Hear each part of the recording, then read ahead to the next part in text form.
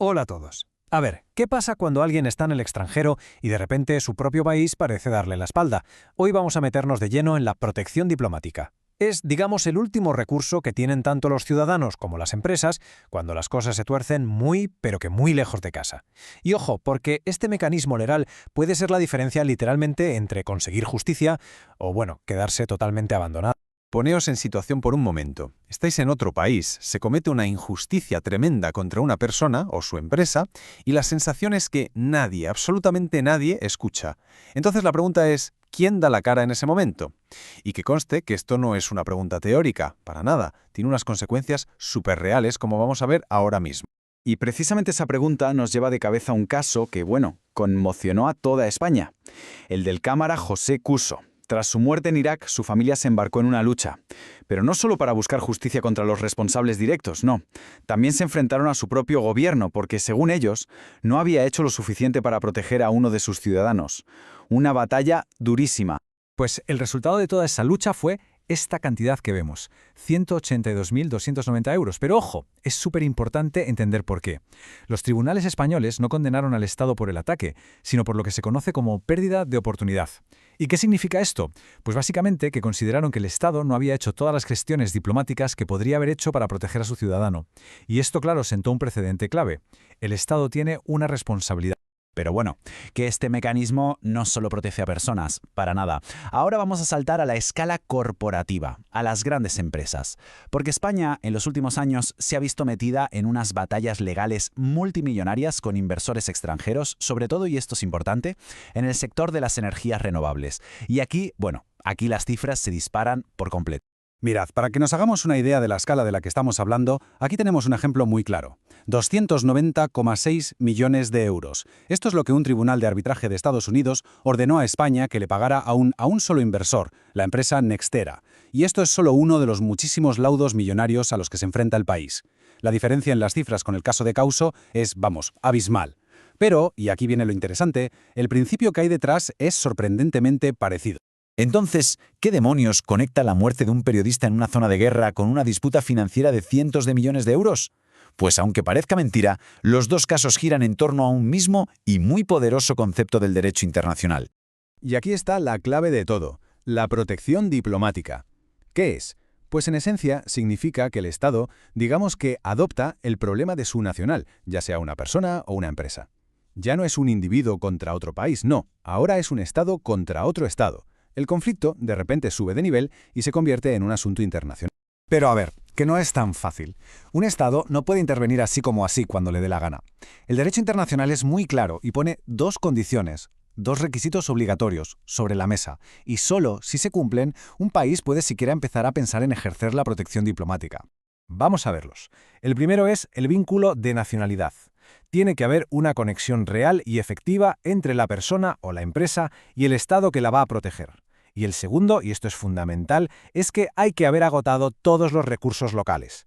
¿Qué quiere decir esto? Que no se puede ir corriendo a pedir ayuda a tu gobierno si antes no has peleado en los tribunales del país donde tuviste el problema.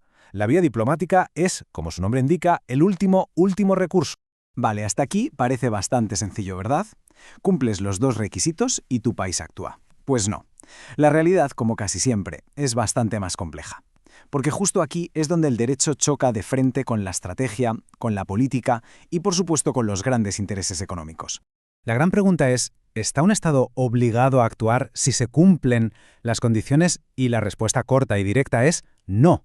Y esto es absolutamente fundamental que lo entendamos. La protección diplomática no es un derecho del ciudadano, es una potestad del Estado, que significa que es una decisión soberana. Un gobierno puede ver que se cumplen todos los requisitos y aún así decidir no actuar. ¿Por qué? Pues por razones políticas, económicas o de pura estrategia internacional. Y volvamos un momento a ese primer requisito, el de la nacionalidad, que a priori parecía el más simple de todos. Pues en el mundo en que vivimos se ha vuelto increíblemente complejo. Piensen en las dobles nacionalidades o en las enormes empresas multinacionales. Decidir de quién es una persona o una compañía a efectos legales puede ser un auténtico rompecabezas. Fijaos en este caso, que está basado en una situación real. Tenemos una empresa, está registrada en Madrid, tiene su domicilio social en Madrid, paga sus impuestos en España, todo parece español. Pero, sorpresa, resulta que el 70% de su capital viene de Emiratos Árabes Unidos.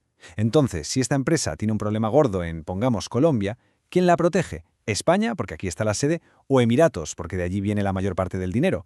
Pues justo aquí es donde los tribunales tienen que buscar lo que llaman la nacionalidad real y efectiva, que va mucho más allá de lo que pone en un papel. Vale, y para entender del todo qué es la protección diplomática, es igual de importante entender que no es. Porque, a ver, es súper común que se confunda con otras figuras del derecho internacional que suenan parecido, pero que en realidad tienen reglas y objetivos totalmente diferentes. Vamos a diferenciarlas bien. La protección diplomática, como hemos visto, es una reclamación de un Estado a otro, normalmente por un tema legal o económico. Pensemos en una fábrica expropiada ilegalmente. Luego está el asilo diplomático. Esto es protección física. Es literalmente refugiarse dentro de una embajada. Algo bastante común, por ejemplo, en América Latina. Y por último, tenemos el asilo territorial o el estatus de refugiado, que es la protección que se le da a una persona que huye de su país por persecución. Como veis, son herramientas muy distintas para problemas muy distintos. Volviendo un momento a esas grandes disputas económicas, hay que entender una cosa clave del derecho internacional. El pasado no se borra tan fácilmente. Firmar un tratado hoy te puede atar legalmente durante décadas. Y lo más curioso es que esto sigue siendo así incluso si, años después, decides que ya no quieres formar parte de ese tratado. Y el caso de España, con el Tratado de la Carta de la Energía, es el ejemplo perfecto de esto. Fijaos en la cronología. España notifica su retirada en 2024. Se hace efectiva en abril de 2025. Pero, atención, por culpa de una cosa llamada cláusula de supervivencia, todas las inversiones que se hicieron bajo el paraguas de ese tratado seguirán protegidas hasta el año 2045. ¿Qué significa esto en la práctica? Pues que podríamos tener disputas multimillonarias relacionadas con esto durante los próximos 20 años, casi nada. Y así es como llegamos ya a la recta final. Toda esta figura legal que a primera vista puede parecer súper técnica, un tema solo para abogados, es en realidad el punto exacto donde chocan el derecho, la economía y el poder geopolítico en estado puro. Entonces, ¿con qué ideas clave nos tenemos que quedar? Pues mirad, la primera, que la protección diplomática es un derecho del Estado, no del individuo. No se puede exigir. Segunda, hay unas reglas del juego muy claras, un vínculo de nacionalidad real y haber agotado antes todos los tribunales locales. Tercera, la decisión final de actuar o no es siempre política, se sopesan muchos factores. Y cuarta, y muy importante, hoy en día es una herramienta clave en las disputas geoeconómicas modernas. Y, de hecho, hay una cita de la documentación que hemos usado para preparar esto que lo resume a la perfección. Dice que la protección diplomática continúa siendo una herramienta operativa y jurídicamente relevante y que su función estratégica se intensifica en un contexto de creciente complejidad transfronteriza. O sea que, lejos de ser algo antiguo, algo del pasado, su papel estratégico es cada vez más y más potente. Lógico, en un mundo donde las fronteras económicas cada vez importan menos. Y para terminar, vamos a dejar una pregunta en el aire. Cuando una nación decide actuar y usar esta herramienta, ¿a quién está protegiendo realmente? ¿A su gente? ¿A sus ciudadanos y empresas? ¿O está protegiendo su propio poder, sus propios intereses estratégicos? ¿Es un acto de justicia o es simplemente una jugada de poder más en el gran tablero mundial? La línea que separa una cosa de la otra, como hemos podido ver, es a menudo increíblemente fina.